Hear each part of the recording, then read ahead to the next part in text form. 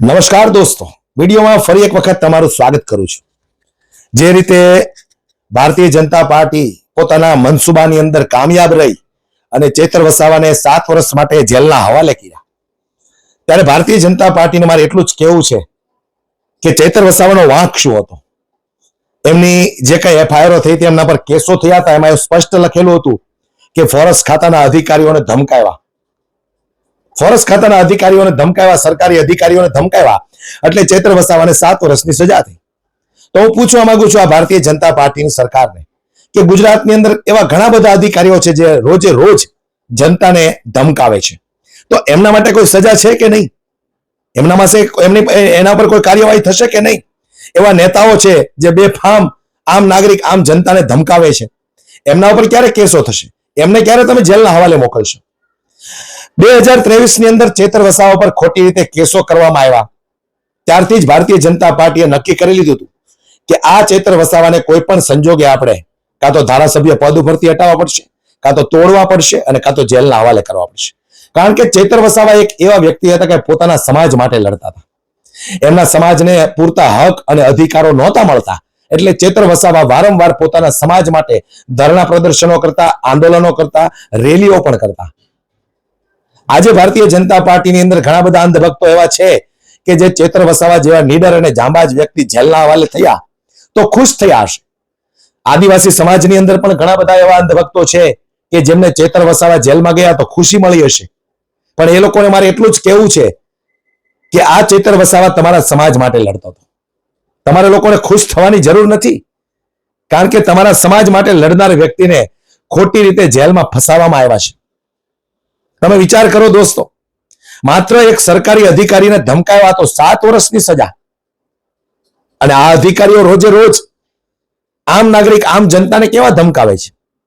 આદિવાસી સમાજના જ નેતા છે મનસુખ વસાવા, અધિકારીઓને બેફામ ગાળો આપે છે, મા બહેનની ગાળો આપે છે, એમના ઉપર કેમ ક્યારેય કેસ ન થયો? કારણ કે ભારતીય જનતા પાર્ટીનો પટ્ટો એમના ગળામાં છે। આ વાતને લઈને આમ આદમી પાર્ટીના ગોપાલ ઇટાલિયા પણ ખૂબ ગુસ્સે થયા છે। કોંગ્રેસ પાર્ટીના નીડર અને જાંબાજ લડાયક નેતા જિગ્નેશ મેવાણી પણ ખૂબ ગુસ્સે થયા છે। એમણે ન્યાયતંત્રને શું કીધું છે, એક વખત જિગ્નેશ મેવાણીનું નિવેદન પણ સાંભળી લઈએ। ચૈતર વસાવાની સામે અચાનક ગુનો સાબિત થઈ ગયો અને 7 વર્ષની સજા કરવામાં આવી, ગજબ કહેવાય નહીં? આખું ગુજરાત અને દેશ ભારતીય જનતા પાર્ટીના કાળા કામ અને ધંધાને જોઈ રહ્યું છે।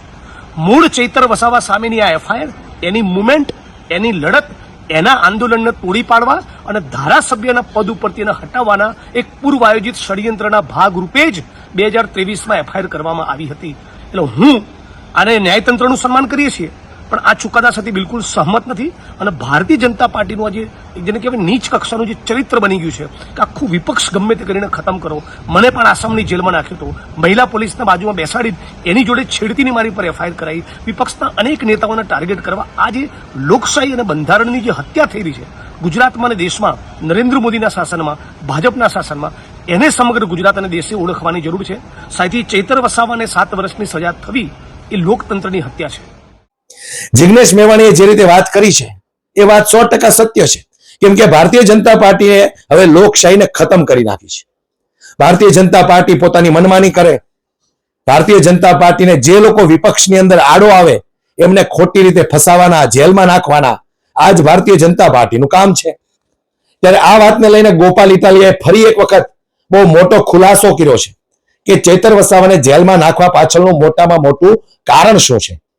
કારણ તો આપણે સૌ લોકો જાણીએ છીએ કે પોતાના સમાજ માટે લડનારા આ આદિવાસી સમાજનો હીરો, જે ભારતીય જનતા પાર્ટીને 2023 થી જ પોતાની આંખમાં કણાની જેમ ખૂંચતો હતો।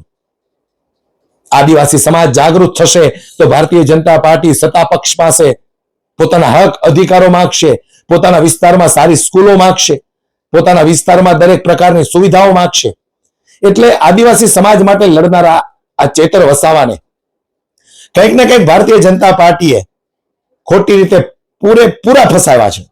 ત્યારે આ વાતને લઈને ગોપાલ ઇટાલિયાએ જે ખુલાસો કર્યો છે દોસ્તો, ફરી એક વખત ગોપાલ ઇટાલિયાને તમે આપણે સાંભળીએ, જે રીતે ગોપાલ ઇટાલિયા આ સરકારી અધિકારીઓ પર ગુસ્સે થયા છે અને એમનો જે ગુસ્સો ઠાલ્યો છે ને એ તમે એક વખત સાંભળો।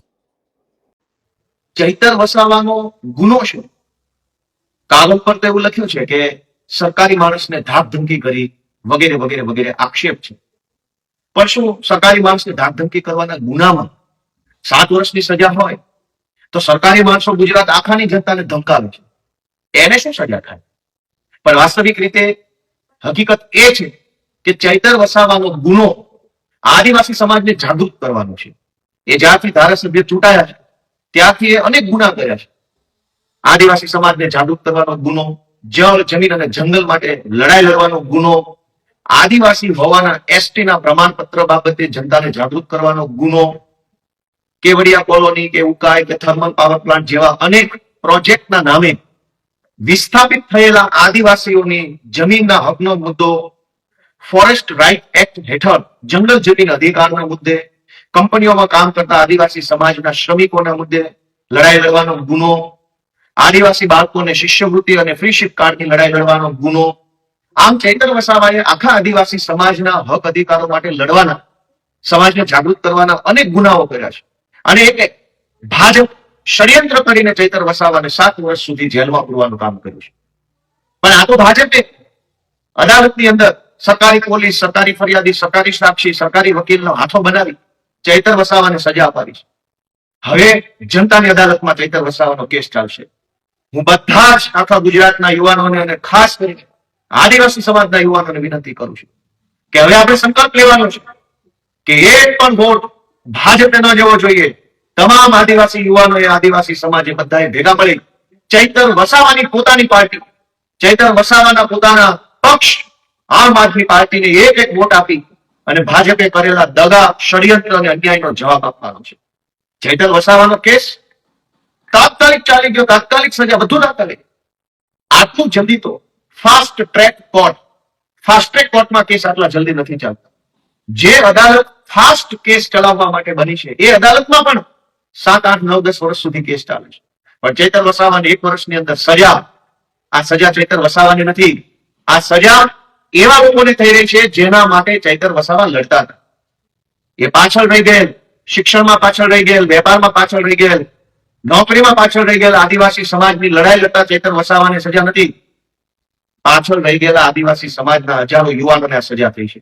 બધા જ યુવાનોને વિનંતી છે કે ચૈતર વસાવાની પાર્ટી, ચૈતર વસાવાનો પોતાનો પક્ષ, આમ આદમી પક્ષને વોટ આપવા માટેનો સંકલ્પ લઈ અને ચૈતર વસાવાને ન્યાય અપાવવાની લડાઈ લડી ગયું છે. ભાજપે ષડયંત્ર કરી, સરકારી તંત્રનો દુરુપયોગ કરી જે અન્યાય કર્યો છે એની સામે આમ આદમી પાર્ટી જે પણ લડાઈ લડવી પડે, કાયદાની લડાઈ હોય કે સડકની લડાઈ હોય, સંઘર્ષમાં એક ડગલું પાછી નહીં હટે. હાઈકોર્ટ, સુપ્રીમ કોર્ટ, સડક, વિધાનસભા બધે જ લડી અને ચૈતર વસાવાને, આદિવાસી સમાજને અને ગુજરાતની જનતાને આ ભાજપની ગુલામીમાંથી મુક્ત કરાવી અને ન્યાય. વાત ગોપાલ ઇટાલિયાની એકદમ વ્યાજબી છે. મેં અગાઉ કીધું એની જેમ કે સરકારી અધિકારી હોય, નેતાઓ હોય, પોલીસ વાળા હોય, ઘણા બધા આમ નાગરિક આમ જનતાને ધમકાવે છે. તો એમના ઉપર કાર્યવાહી થશે કે નહીં થાય? કે આમ નાગરિક આમ જનતા માત્ર વોટ આપે છે એટલે એ ગુલામ છે, એના ઉપર કોઈ પણ જાતની કાર્યવાહી નહીં થાય? કદાચ આવું માનવામાં આવતું હશે. દોસ્તો, હું તો એટલું જ કહીશ કે સરેઆમ લોકશાહીનું હનન થઈ રહ્યું છે. જે લોકો વિપક્ષમાં મજબૂતાઈથી લડે છે, પોતાના સમાજ માટે, પોતાના વિસ્તાર માટે, આમ નાગરિક માટે, આમ જનતા માટે, એમને કંઈક ને કંઈક આ સત્તા પક્ષ વાળા ખતમ કરવા માંગે છે. જો આવી જ રીતે ચાલતું રહ્યું દોસ્તો, તો તમે એક સામાન્ય વિચાર કરજો કે આમ નાગરિક આમ જનતા માટે હવે લડવા વાળું કોણ રહેશે? એક ભરત તિવારી બિહારની અંદર પણ એમનું એન્કાઉન્ટર કરવામાં આવ્યું. એ કઈ બાબતે લઈને એમનું એન્કાઉન્ટર કરવામાં આવ્યું? પોતાના વિસ્તારની અંદર જે કઈ તકલીફો હતી, સમસ્યાઓ હતી, રોડ, રસ્તા, પાણી, લાઇટને લઈને વારંવાર સરકારને રજૂઆત કરવામાં આવી.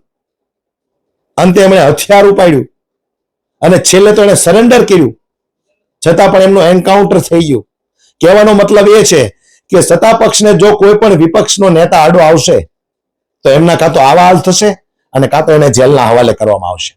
પણ હું તમે ક્યાં સુધી સહન કરશું? ક્યાં સુધી આપણે લોકો મૂંગા બેઠીશું? કશું નહીં બોલીએ? જે લોકો આપણા માટે લડે છે એને સપોર્ટ નહીં કરીએ આપણે?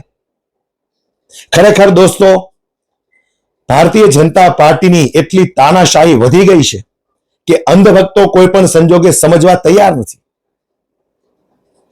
આવું જ થયું હતું ને જે રીતે હિટલર પોતાના દેશની અંદર જે કાયદા કાનૂન ચલાવતો હતો, જે વ્યવસ્થા ચલાવતો હતો, લોકોને હિટલર દેશભક્ત લાગતો હતો.